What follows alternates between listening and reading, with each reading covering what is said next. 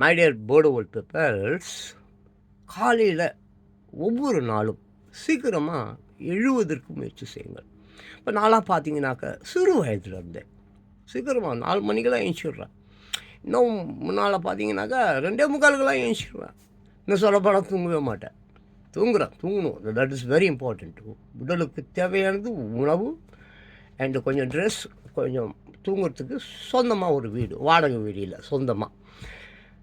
புரியுதுங்களா? அந்த கோழி கூவுது சொல்லுவான், அதுவே தப்பு. சேவல் தான் கூவும். இப்போ அது கூட கூவுறதில்ல. ஏன் சொல்லுவான்? கூவுனா இருக்கிற இடம் நமக்கு தெரிஞ்சிடும். போய் தட்டி கிட்டி பிடிச்சி கிடிச்சி அறுத்து துணுடும். அதனால் இப்போ அது கூட கூவுறதில்ல. 3:45 குயில் கூவும். குயில் 3:45 கூவும். 3:45 இப்படி எனக்கு கரெக்டாக தெரியும்னாக்கா நீ செக் பண்ணி பாரு, தெரிஞ்சுக்கலாம்.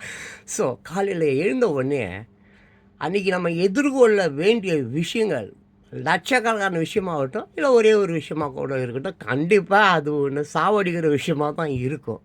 பட் அதை பற்றி கவலைப்படாமல் உன்னை பார், கண்டதையும் பார்க்காத. நீ காலையில் முதற் கோணல் முற்றும் கோணல்.